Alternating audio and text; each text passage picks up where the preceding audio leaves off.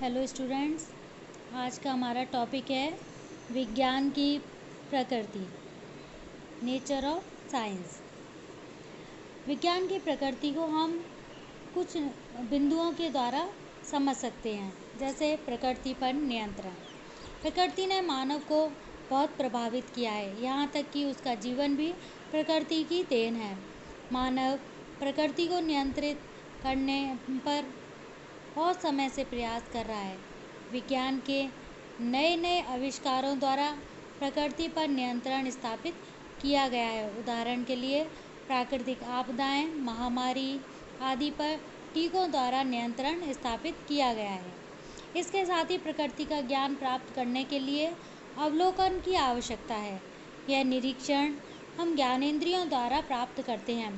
प्रकृति का वह ज्ञान जो हम अपनी ज्ञानेंद्रियों द्वारा प्राप्त करते हैं, उस पर ही विश्वास करते हैं। विज्ञान के क्षेत्र में उसी ज्ञान पर विश्वास किया जाता है जो हम अनुभव कर सकते हैं। फिर है कारण तथा प्रभाव का संबंध। प्रत्येक घटना का कोई ना कोई कारण तथा उसका प्रभाव होता है। विज्ञान यह मानकर चलता है कि प्रत्येक घटना के पीछे कोई ना कोई कारण होता है और उसका प्रभाव अवश्य पड़ता है। प्रभाव का ज्ञान हमारे सामने हमारी ज्ञानेंद्रियों को होता है। इस प्रभाव के कारण हम उसके कारणों को जानने की कोशिश करते हैं। इस प्रकार विज्ञान की प्रकृति में कारण तथा उसके प्रभाव के बारे में अध्ययन किया जाता है। इसके साथ ही सिद्धांतों और नियमों की स्थापना। प्रकृति में चारों ओर विभिन्न प्रकार की घटनाएं होती रहती हैं। प्रत्येक घटना का अपना विशेष गुण होता है। इन गुणों के आधार पर कुछ नियम तथा सिद्धांत निर्धारित किए जाते हैं। इन सिद्धांतों तथा नियमों के आधार पर किसी भी नई घटना को तौला जाता है। इस प्रकार से इन नियमों और सिद्धांतों को तैयार करके समय की बड़ी बचत की जाती है। नए नए ज्ञान को समझने से भी नियमों द्वारा आसानी होती है। विज्ञान की प्रकृति में घटनाओं का एक निश्चित क्रम में अध्ययन किया जाता है।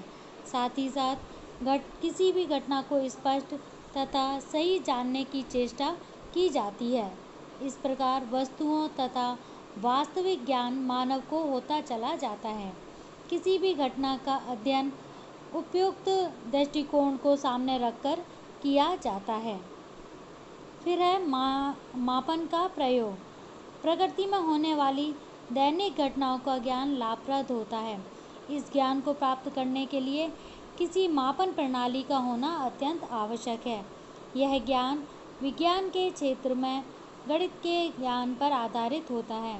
मापन के प्रयोग से प्रत्येक घटना को सही रूप में आंका जा सकता है। संसार में विज्ञान में पाई जाने वाली सभी सजीव जीवों और निर्जीव वस्तुओं का अध्ययन किया जाता है। इसके लिए विज्ञान का वर्गीकरण किया जाता है। इस वर्गीकरण से वस्तुओं की स्थिति तथा समझने में सरलता होती है।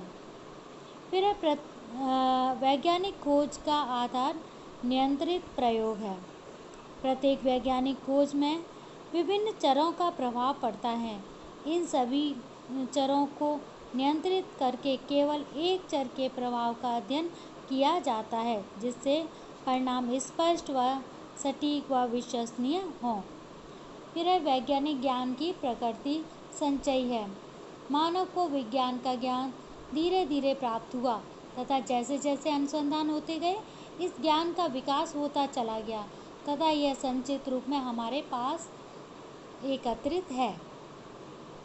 विज्ञान में आए दिन नए नए आविष्कार होते हैं। इन आविष्कारों का विज्ञान के पास अनिश्चित भंडार है तथा दिन प्रतिदिन बढ़ता जा रहा है। विज्ञान के ज्ञान के विकास के साथ साथ नई नई पुस्तकें तथा पत्र पत्रिकाओं का विकास होता है। उनका ज्ञान भी प्रत्येक छात्र के लिए आवश्यक होता है।